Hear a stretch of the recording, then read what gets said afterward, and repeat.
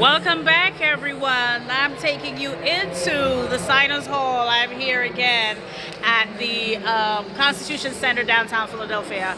And as promised, I'm taking you into the gallery, some of these museums, on a free entrance today at the Wawa Welcome to America celebration. They're giving away free hoagies downtown Philadelphia. And I'm entering the George H.W. Bush Gallery and taking so you can take a look at what's going on. There is an interactive Constitution entrance here with you can scan a QR code, you know what I'm saying, and download the interactive Constitution with We the People, you know what I'm saying? Yeah, and you can also access it at home. Go to constitutioncenter.org/interactive constitution and the drafting table.constitutioncenter.org. Okay, and here's something on the wall. I can tell you what it says if you can see. This is from Governor Morris, a delegate from Pennsylvania in 1788. It says, while some have boasted as a work from heaven, others have given it a less righteous origin, I have many reasons to believe that it is a work of plain honest men. Love it, love it, love it. Oh my gosh. And let's see what's happening in here. Oh my gosh, look at that. Oh my god, that's creepy. Wow. Isn't that weird? Oh yeah. Look at this. First of all, there's a guide in here. Oh, there's staff in here. Constitution staff. Oh my god, there's a sign on the wall in here I want to catch. This is from George Washington in 1787. It says, I do not conceive that we are more inspired, have more wisdom, or possess more virtue than those who will come after us. The power under the Constitution will always be with the people. Ooh!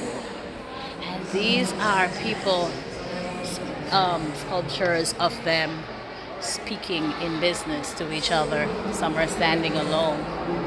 And there's a tour person here. There's them seated at the delegate table. Yeah. Ooh. Pretty interesting. And them sitting at at the delegate table. James Madison. Ooh. James Madison's quote says, Colonel Mason dedicated the motion declaring that he would sooner chop off his right hand than put it to the Constitution as it now stands. August 31, 1787. Oh, wow. Ooh. All right. So now you can see what's in here. Yeah. Yeah. There you go. All right. So we're meeting James Madison in here. We're meeting Hamilton. Okay, Hamilton delivered a day-long speech calling the British government the best in the world. Ooh. All right. And James Madison was a Federalist, brilliant scholar and politician. Okay. He organized the project, produced 2/3 of the 85 essays. James Madison. All right. So these are just sculptures. We're going to move ahead out of this. It's called a Signers Hall. Okay. At the Constitution Center, and we're going to go over. Seem like down beside us here, they're having a talk. As to a little bit of history that's going on in this big room here. Look at this, people. Oh my God, I'm trying not to interrupt the speaker that you can hear me. And there's some big writings on the wall in here. Oh my God.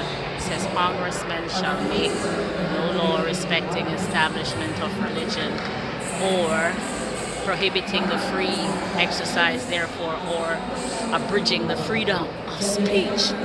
We're not gonna stop freedom of speech, baby. That's my favorite one. Or the press, or the right of the people, peaceably to assemble and to petition the government for redress or grievance. Hi. So I'm giving a talk on history. I maybe can join in and watch a little bit of this. So you can see the slides of what they have there. The Declaration of Independence, where they refer to different phrases that are embedded in the document. Susan B. Anthony. They're talking about people. July 4th, 1876. This is the Declaration of Rights of the Women of the United States. Who are the supporters of women's rights, people? Listen. Oh, just listen. This is something we need to hear about. Okay.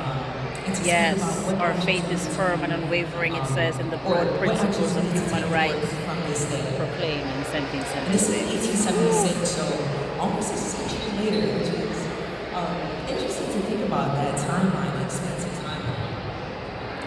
Another moment in history that we can talk about is July 4th, which will be every July 4th between 1965 and 1969. Talking about July 4th, Reminder Day. Activists would gather right at Independence Hall. Another activist rights. Here we're looking at the Constitution Center outside. They would have to make signs for rights of trans individuals. And this is just something Behind me. that I think people really, that caught the eye of the public because it was demonstrated in such a significant place in the middle of Philadelphia. And this was a bit of a different movement or demonstration than what we see today. It was very strict in their dress code and the signs that they had to hold up, like picket signs. They focused a lot on movement for gay and lesbian individuals. But this was another example of using the Independence Day, not only celebration, but in itself, to speak out and to use it as a day of civic action. And here's another slide, hinting to the Stonewall riots, or uprising, I should say, which followed after the April Martin Luther Day demonstrations, and what followed later on for LGBTQ plus pride. But it's interesting that it started on what is known as Independence Day, again, recognizing the Declaration of Independence. So Independence Day and modern civic action.